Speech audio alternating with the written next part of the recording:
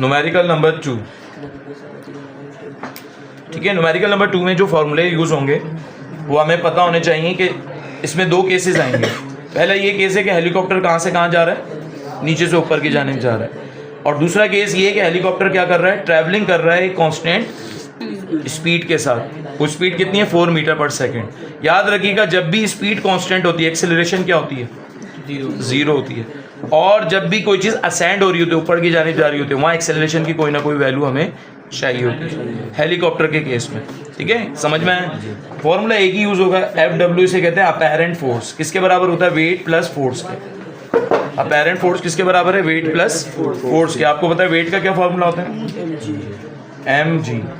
और F किसके बराबर होता है, ma। ये आपको याद है तो फिर आसानी से हम कर लेते हैं, ठीक है।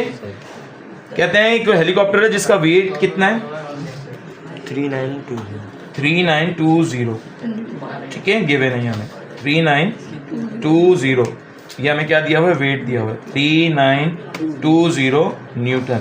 आपको क्या मालूम करना है, फोर्स मालूम करनी है। इसके ऊपर क्या चीज़, अपेरेंट फोर्स मालूम करनी है।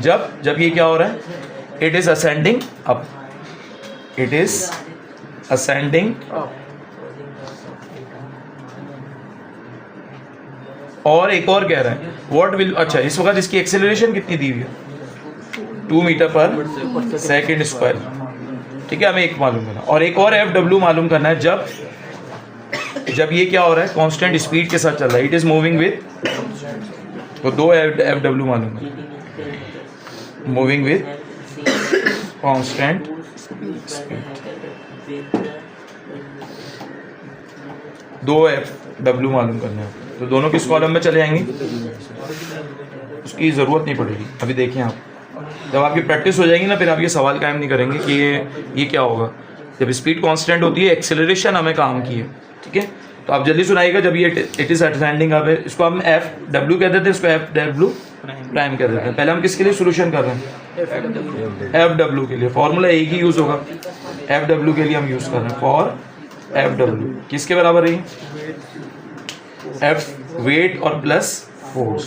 वेट का अपना फॉर्मूला और ma, इन दोनों में कोई चीज़ कॉमन आ रही है, क्या हो जाएगा, g प्लस वैल्यूज पुट करवा दें।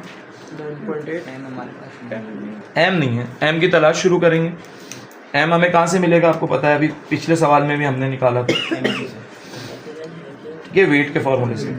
वेट किसके बराबर है, mg के, और वेट खुद किसके बराबर है, 3920, और यहाँ mg। हमें मालूम है m करना है, जी यहाँ क्या हो रहा है, मल्टीप्लाई, वहाँ जाकर क्या हो जाएगा, 3920 डिवाइडेड बाई जी किसके इक्विवेलेंट आ जाएगा, 3920 डिवाइडेड बाई 9.8। तो ये जवाब आ रहा है आपके पास 400 kg। क्लियर है? अब हमने जो नाम दिया हुआ उसको क्या नाम दिया हुआ, इक्वेशन 1। इक्वेशन 1 बिकम्स, जहाँ जहाँ आपके पास F लिखेंगे, जहाँ जहाँ आपके पास M है वहाँ पे आप 400 लिखेंगे, जहाँ जहाँ आपके पास G है वहाँ हम 9.8 लिखेंगे, जहाँ जहाँ आपके पास A है वहाँ क्या लिखेंगे, 2 लिखेंगे। यूनिट क्या होता है, न्यूटन। अब दूसरी चीज़ मालूम करेंगे, दूसरी चीज़ क्या थी हमारी, जब ये क्या हो रहा था, कांस्टेंट स्पीड से मूव कर रहा था, तो हमने फॉर्मूला क्या यूज़ करना है, वही F प्राइम किसके बराबर होगा, वेट प्लस फोर्स के। वेट किसके बराबर है, mg, और m फोर्स किसके बराबर है, ma। दोनों में से कोई चीज़ कॉमन आ रही है, जी हाँ। इस केस में ये कितना है, ये कितना है, 0। इन दोनों को मल्टीप्लाई करेंगे,